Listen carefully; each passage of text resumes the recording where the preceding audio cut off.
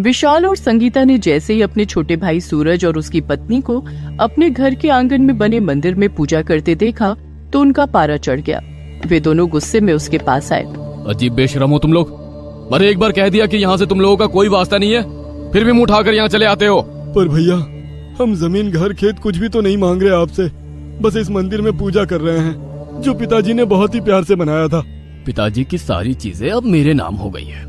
घर खेत जमीन की तरह मंदिर भी अब मेरे हिस्से का है, इसलिए भागो यहाँ से, नहीं तो बहुत बुरा होगा। नहीं भैया, ऐसा मत कहिए, भला मंदिर का कैसा बंटवारा। अपने छोटे भाई की बात सुनकर सूरज का गुस्सा और भड़क गया।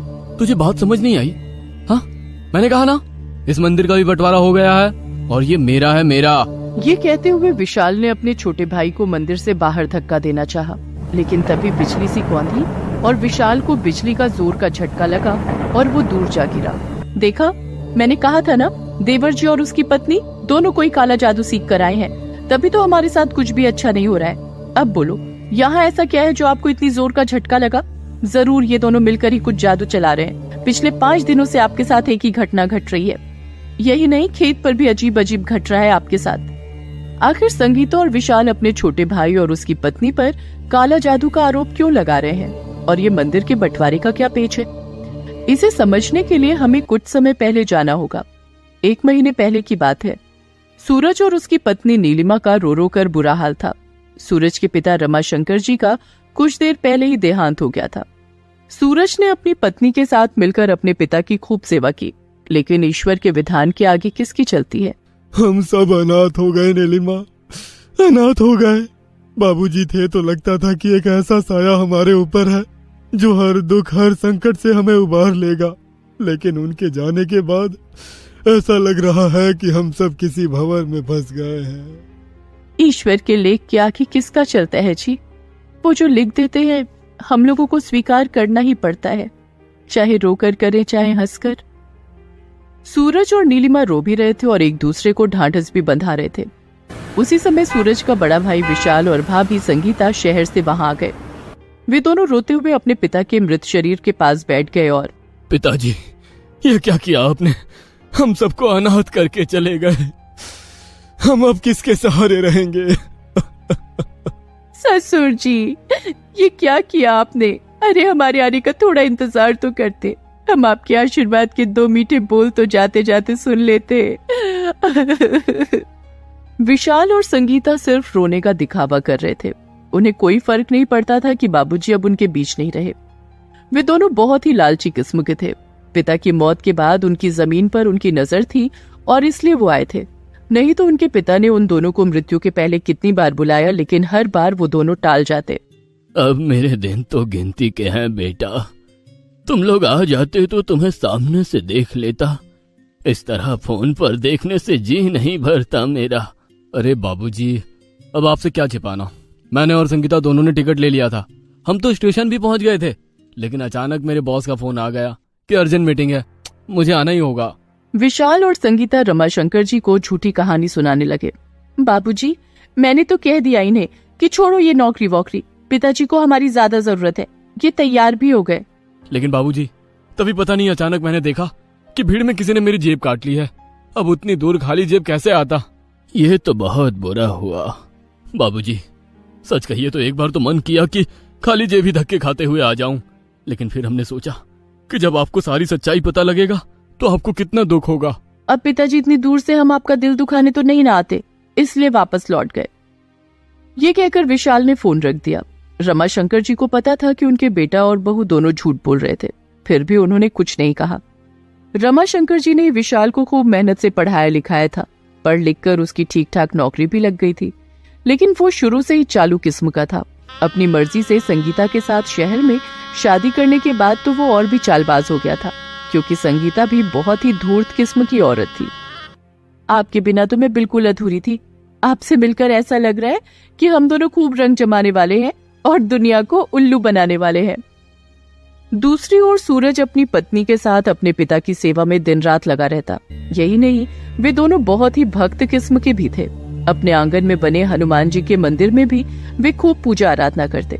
बहरहाल संगीता और विशाल अपने छोटे भाई के सामने मगरमच्छ के आंसू बहा रहे थे और कह रहे थे, क्या मिला हमें शहर में रहकर?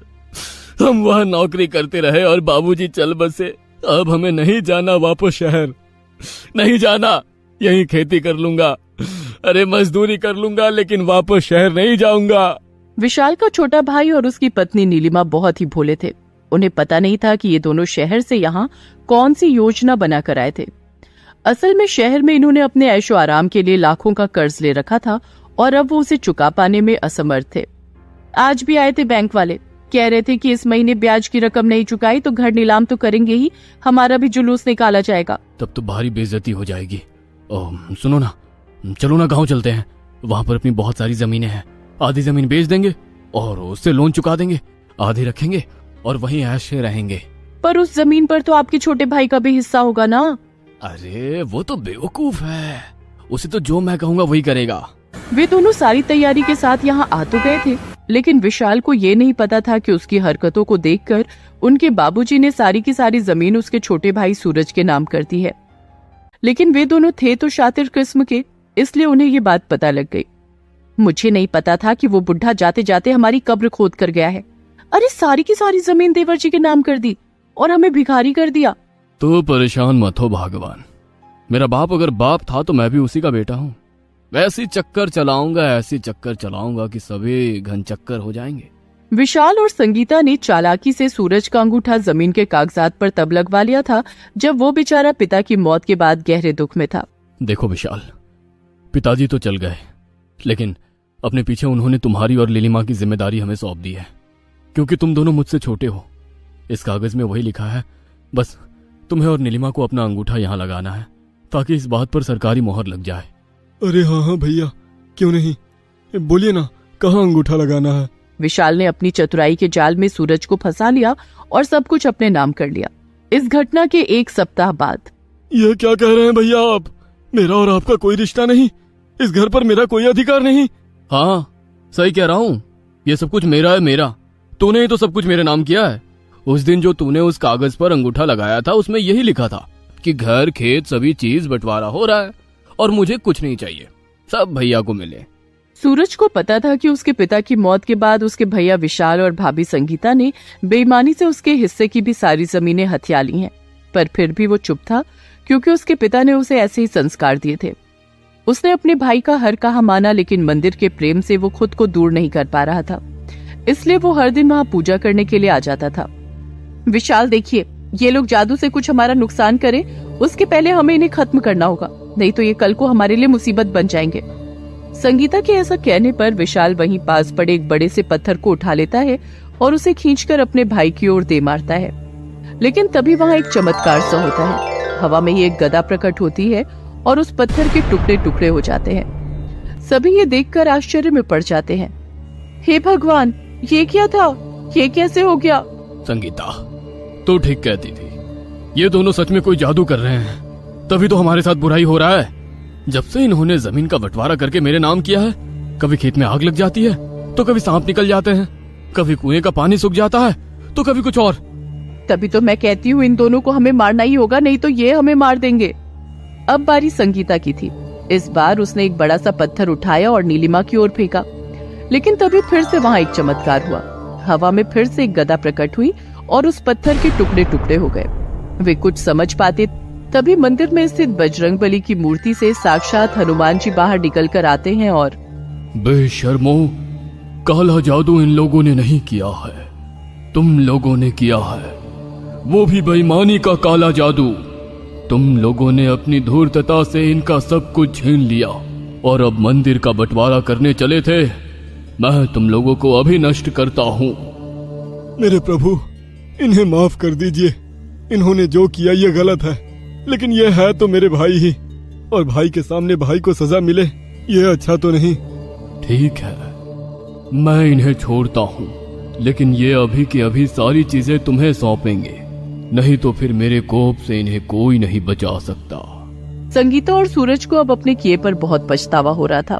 उन्होंने उनसे माफी मांगी और धोखे से हड़पी सारी चीजें उन्हें सौंप दी। आधी रात हो रही थी, सड़कें पूरी तरह सुनसान थी। कभी कभी किसी कुत्ते के भौंकने की आवाज आती और फिर खामोशी छा जाती। तभी उस सुनसान सड़क पर एक लड़की जिसका नाम सुगंधा था वो बदहवास सी भागती हुई दिखी। उसका चेहरा और उसके भागने की स्पीड देखकर लग रहा था जैसे कि कोई बहुत बड़ी मुसीबत उसके पीछे पड़ी हो और वो उस मुसीबत से भागकर दूर, कहीं दूर निकल जाना चाहती हो। स्टेशन, कैसे जाऊं स्टेशन, यहाँ तो कोई नहीं दिख रहा है। तभी उसकी नजर एक ऑटो पर गई। वो ऑटो सड़क किनारे खड़ा था। सुगंधा भागती हुई उस ऑटो के पास गई। ऑटो का ड्राइवर ऑटो में ही सोया हुआ था और उसके खर्राटे की आवाज जोर जोर से आ रही थी। सुगंधा ने उसे हिलाते हुए जगाया और कहा, भैया भैया, स्टेशन ले चलो प्लीज, जल्दी ले चलो। सुगंधा के जगाने पर उस ऑटो वाले ने अपनी थोड़ी सी आंखें खोली और नींद में ही बोला, स्टेशन नहीं जाना। ऑटो वाले के इनकार करने पर सुगंधा रोते हुए उससे बोली, भैया मैं बहुत मुसीबत में हूँ, प्लीज मुझे स्टेशन छोड़ दीजिए, मैं आपका एहसान जिंदगी भर नहीं भूलूंगी। सुगंधा के इस तरह गिड़गिड़ा कर भैया कहने का असर उस ऑटो वाले पर हुआ और वो जाग गया और बोला, चलिए। ऑटो स्टेशन की ओर बढ़ता जा रहा था। तभी सुगंधा ने कहा, भैया मेरे पास एक भी रुपया नहीं है आपको देने के लिए। सुगंधा की बातों का ऑटो वाले ने कोई जवाब नहीं दिया। वो ऑटो चलाता रहा। बीच में उसने सिर्फ सुगंधा से इतना ही पूछा कि कौन सी ट्रेन पकड़नी है? जमालपुर की, मेरी बूढ़ी माँ वहाँ रहती है। ये कहकर वो फिर से रोने लगी। कुछ देर बाद स्टेशन आ गया। सुगंधा ऑटो से उतरी और प्लेटफॉर्म की ओर जाने लगी तो ऑटो वाला उसके पास गया और उसके लाख मना करने पर भी उसके हाथों में उसने 500 रुपए का नोट दे दिया। उसके बाद सुगंधा भागी भागी स्टेशन की ओर गई, जहां एक ट्रेन के चलने की सूचना बार बार हो रही थी। वो जैसे ही प्लेटफॉर्म पर पहुंची, उसने देखा कि ट्रेन में तो बहुत ही ज्यादा भीड़ है, लेकिन उसके पास और कोई चारा नहीं था। उसे किसी भी तरह इस ट्रेन पर चढ़ना ही था। उसने पूरी कोशिश की और ट्रेन के जनरल डिब्बे में चढ़ गई। कितनी भीड़ है यहाँ, सांस लेना भी मुश्किल हो रहा है। वो किसी तरह बढ़ती हुई ट्रेन के शौचालय की ओर गई और शौचालय में घुस गई। कुछ देर बाद ट्रेन की सीटी बजी और ट्रेन धीरे धीरे करके प्लेटफॉर्म को छोड़ने लगी। जैसे जैसे ट्रेन उस स्टेशन से निकल रही थी, सुगंधा की सांसों की तेज गति धीमी हो रही थी और वो मन ही मन कह रही थी, बस माँ के पास पहुंच जाओ ठीक से, उनसे लिपट कर बहुत रोना है मुझे, बहुत। बाबा के भी गले लगना है। मुझे वापस उस स्वर्ग में जाना है, अपनी बूढ़ी माँ के पास जाना है जो मुझे कोई तकलीफ नहीं होने देती थी। और यहाँ ससुराल में तो मेरा जीवन उस घाव की तरह था जिस घाव को हर दिन कुरेदा जाता था और उस पर नमक मिर्च दोनों डाले जाते थे और छोड़ दिया जाता था मुझे तड़पने के लिए। सुगंधा के ससुराल वाले बहुत पैसे वाले थे, लेकिन जितना ज्यादा पैसा उनके पास था उतना ही छोटा दिल था उनका। सुगंधा का पति रंजन, उसकी सास गीता देवी और उसका ससुर नरेश पाल और उसकी ननद रजनी, सभी ने अत्याचार में पीएचडी कर रखी थी। अरे शक्ल देखिए अपनी शक्ल, भिखमंगी कहीं की। अरे आप मुझे ऐसा क्यों कह रही हैं? मैं भाभी हूँ आपकी, आपके भैया की पत्नी। सुगंधा की इस बात पर उसके ससुराल वाले जोर जोर से हंसने लगे। क्या मस्त जोक मारा है ना तुमने। अरे तुम्हें इस घर में इसलिए ब्याह कर नहीं लाया गया है कि तुम यहाँ की मालकिन बनो।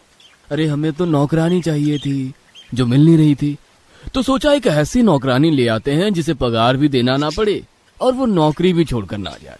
चलो अब सर पर सवार मत रहो और काम पर लग जाओ। पता है ना कितनी बड़ी पार्टी है आज घर पर। सारा काम जल्दी जल्दी निपटाओ, नहीं तो इतना मारूंगी कि मार मार कर अपाहिज कर दूंगी और बिठा दूंगी मंदिर के बाहर भीख मांगने। सुगंधा के ससुराल वाले उसके साथ जानवरों से भी बदतर व्यवहार करते। उसके ससुराल में अक्सर पार्टियां होती, कई बड़े लोग उस पार्टी में आते और उस पार्टी में भी सुगंधा का खूब मजाक उड़ाया जाता। अरे गवारन, इधर सुन, इधर इधर इधर, तू बैरी है क्या? तुझे कितनी बार बोला मिसेस अग्रवाल की ग्लास में वाइन दे, और तू है कि उनकी ग्लास में जूस देकर आ रही है। तुझे वाइन और जूस का अंतर नहीं पता है क्या? ये कहकर रजनी ने पूरा का पूरा जूस सुगंधा के सिर पर डाल दिया। यही नहीं, उसने पास ही रखे जूस की ट्रे में से कुछ और जूस के ग्लास उठाए और जमीन पर उड़ेल दिया और सुगंधा को उस पर चलने को कहा। उसका पैर फिसल गया और वो धड़ाम से नीचे गिर पड़ी। ये देखकर वहाँ खड़े सारे गेस्ट उस पर हंसने लगे। आपने तो अपने घर में सही नमूना पाल रखा है। ऐसे नमूने घर में रहे तो फिर कॉमेडी सीरियल्स की क्या ही जरूरत है। सभी मेहमान हंसी रहे थे कि सुगंधा का पति उसके पास आया और उसे एक थप्पड़ खींचकर मारते हुए बोला, अरे किस मिट्टी की बनी है तू? तुझे एक बार में कोई बात समझ नहीं आती? चल अब जल्दी से साफ करिए सारा जूस, लेकिन किसी पोछे से नहीं, चाट कर साफ कर, नहीं तो सारे गेस्ट के सामने तेरी वो गत करूंगा कि तू जीवन भर याद रखेगी। सुगंधा सारा का सारा फर्श पर पड़ा जूस किसी जानवर की तरह चाट कर साफ करने लगी। सारे मेहमान अब भी उस पर हंस रहे थे। उसे बहुत बुरा लग रहा था, लेकिन वो क्या करती। सुगंधा पर अत्याचार हर दिन बढ़ता ही जा रहा था। ना तो उसे ठीक से खाने को कुछ मिलता और ना ही पहनने को। उसके हिस्से बस जूठा और बासी खाना ही आता। एक रात जब वो बासी खाना खा रही थी तो उसे अपने घर की बहुत याद आ रही थी। क्या माँ, ये कितना घटिया खाना बनाया तूने, बासी खाना दे दिया क्या तूने मुझे, गजब करती हो तुम भी। ये कहकर सुगंधा ने मुंह में भरा खाना उगल दिया और खाने की प्लेट को फेंक दिया। ये देखकर उसकी माँ ने कहा कि अरे बेटी, तुम्हें खाना पसंद नहीं था तो इसे फेंकने की क्या जरूरत थी, मुझे दे देती, मैं खा लेती। तुझे पता है कितने लोगों को भरपेट खाना नहीं मिलता, तो मैं क्या करूं नहीं मिलता तो, है मैं भूखी मर जाऊं। माँ, जब आपको पता है मुझे गोभी पसंद नहीं तो फिर ये बनाती क्यों है आप। अरे बेटा, सुबह तो तुमने कहा था कि गोभी की सब्जी खानी है। ओफो माँ, आपसे बहस करना ही बेकार है। मैंने कहा तो गोभी की फ्राई सब्जी खानी है, आप बिना गवार की गवार ही रहेंगी हमेशा। सुगंधा अपने माता पिता की इकलौती बेटी थी। वो गांव में ही रहती थी। उसके पिता मामूली किसान थे, लेकिन फिर भी सुगंधा को अच्छे इंग्लिश मीडियम स्कूल में पढ़ाते। यही नहीं, वो सुगंधा की हर ख्वाहिश को पूरा करने की कोशिश करते। सुगंधा अगर बीमार हो जाती तो उसकी माँ उसके सिरहाने बैठी तब तक उसकी सेवा करती जब तक कि वो पूरी तरह ठीक नहीं हो जाती। अरे सुगंधा, तुझे पता है ना बुखार से तेरा शरीर कितना कमजोर हो गया है। ये दूध पी लेना, इसमें काजू और किशमिश भी डाला है मैंने।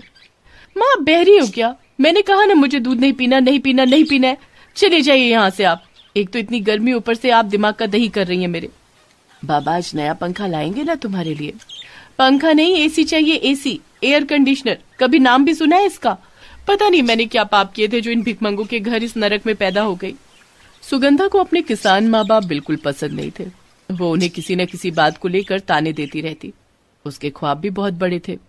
माँ देखो, बाबूजी से साफ साफ कह दो मुझे गांव में शादी नहीं करनी, मुझे शहर में किसी अमीर लड़के से शादी करनी है। बेटा, जितनी हमारी हैसियत रहेगी उसी में न तुम्हारी शादी करेंगे।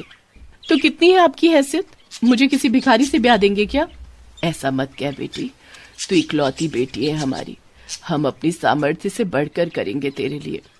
देखो माँ, मुझे पता है आप लोगों की कितनी औकात है, इसलिए मैं साफ साफ कह देती हूँ कि अगर मेरी शादी किसी अमीर घर में नहीं हुई तो मैं पटरी पर जाकर लेट जाऊंगी।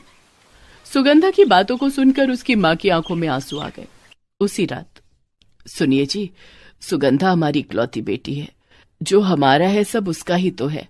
आप एक काम करिए, सारे खेत बेच दीजिए और उससे जो पैसे आएंगे उन पैसों से सुगंधा की शादी किसी अमीर लड़के से शहर में कर दीजिए। अरे हमारा क्या है, हम तो दूसरों के खेत में भी मजदूरी करके जी लेंगे, लेकिन हमारी बेटी को कोई तकलीफ नहीं होनी चाहिए। हाँ जानकी, मैं भी यही सोच रहा था। सुगंधा के माता पिता ने अपनी सारी जमीन बेच दी और सुगंधा की शादी एक अमीर घर में कर दी। लेकिन अपने ससुराल जाकर उनके अत्याचार सहकर सुगंधा का मन टूट गया था। यही नहीं, उसका पति अब नई नई लड़कियों को हर दिन अपने घर में लेकर आता और उनके सामने भी सुगंधा का बहुत अपमान करता। सुगंधा को अब अपना घर, अपनी बूढ़ी माँ बहुत याद आने लगी थी। सुगंधा हर बात को बर्दाश्त कर रही थी, लेकिन एक रात बर्दाश्त की सीमा तब टूट गई जब सुगंधा ने सुना कि अरे स्वीट हार्ट, उस नौकरानी के लिए सारा प्लान तैयार हो गया है। कल ही हम उसे लेकर हिल स्टेशन पर जा रहे हैं और वहीं पहाड़ों पर ही उसका काम तमाम भी कर देंगे और यहाँ लोगों को बोल देंगे कि पहाड़ी से गिरने से उसकी मौत हो गई है। और फिर हम दोनों करेंगे शादी और मनाएंगे हनीमून। संयोग से अपने पति रंजन की सारी बातें सुगंधा ने सुन ली और उसी रात वो घर से भाग निकली। बहरहाल ट्रेन सुगंधा के गांव जमालपुर पहुंच गई थी। ट्रेन से उतरकर वो अपने घर की ओर जा रही थी। जैसे वो घर पहुंची, उसकी बूढ़ी माँ घर के बाहर ही झाड़ू लगाते हुए उसे दिखी। वो भागकर गई और अपनी माँ को गले से लगा लिया और रोने लगी। माँ, माँ, माँ कैसी है तुम? माँ, बाबा कहाँ है? बाबा? वो तो मर गए। तुम्हारे ससुराल वालों को तो कॉल करके बताया था, उन्होंने तुम्हें बताया नहीं? नहीं माँ, मुझे कुछ नहीं पता, कुछ नहीं। बाबा कब मर गए, कब? 2 साल हो गए बेटी, 2 साल? मुझे किसी ने कुछ नहीं बताया माँ। तभी तो मैं कहूँ कि भले ही तुम्हारी हमसे बहुत नाराजगी रहती है, लेकिन बाबा के मरने पर तो तुम्हें आना चाहिए था। मैं कैसे आती माँ, कैसे? मैं तो खुद घुट घुट कर जी रही थी। उसके बाद सुगंधा ने अपनी सारी कहानी अपनी माँ को बताई। उसकी माँ ने जब ये सब सुना तो, अरे उन जालिमों ने मेरी फूल से बेटी के साथ इतना बुरा व्यवहार किया, तुझ पर अत्याचार किया। बेटी तू अब मेरे पास रह, तेरी माँ बूढ़ी हो गई है तो क्या, तेरा ध्यान अब भी रख सकती है। माँ, मैं तुझ पर बोझ तो नहीं बनूंगी। अरे 9 महीने कोख में रखा है मैंने तुझे, 9 महीने। एक औलाद कभी भी अपनी माँ के लिए बोझ नहीं हो सकती बेटा, नहीं हो सकती। अपनी माँ की बातों को सुनकर सुगंधा ने उन्हें गले से लगा लिया और कहा कि शहरी सास से अच्छी मेरी प्यारी बूढ़ी माँ। दोस्तों, आप हमारे चैनल को जरूर सब्सक्राइब करें